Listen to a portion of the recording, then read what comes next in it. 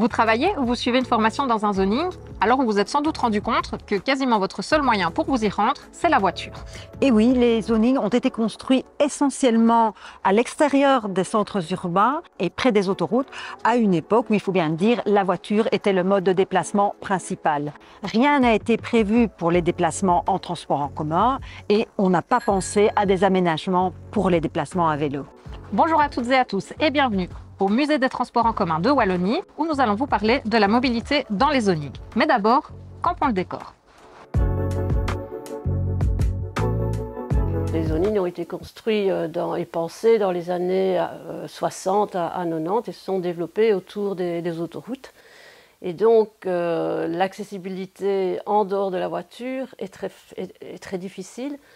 Et donc ça suppose que si vous n'avez pas de voiture, pas de véhicule, c'est difficile de pouvoir vous y rendre. Et donc les transports en commun desservent très peu les zonings. Et accéder à un zoning en mode doux, c'est dangereux parce qu'en Wallonie, nous n'avons pas trop peu de voiries pour les cyclistes. Les TEC devraient pouvoir desservir les zonings. Or, ce n'est pas dans leur mission commerciale. L'accessibilité des zonings est difficile si vous n'êtes pas motorisé.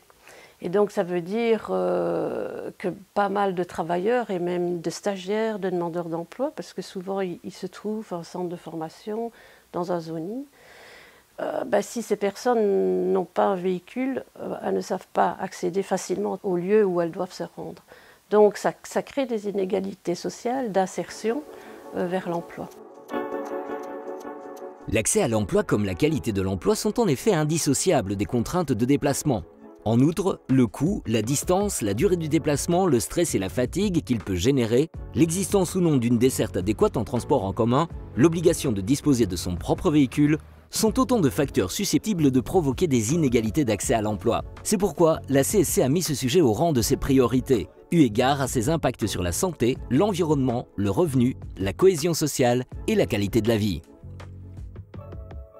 En 2004, nous avions pu, au sein du Conseil économique et social de la Wallonie, mettre en place une charte de partenariat entre les différents partenaires sociaux et le ministère, à l'époque, s'appelait des Transports et de l'Équipement, qui a mis en place des exemples de plans de mobilité sur les zones d'activité.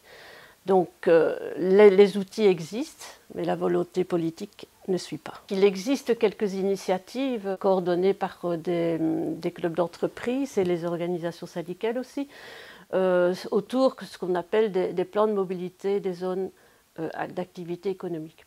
Et donc là, c'est un partenariat avec les entreprises, parfois les organisations syndicales, et les TEC et l'intercommunal de développement. Et donc, il y a une possibilité de desservir en partie le zoning par des navettes. Mais ça reste une minorité au niveau des zonings en Wallonie. À l'heure actuelle, les entreprises doivent faire très attention à leurs émissions carbone.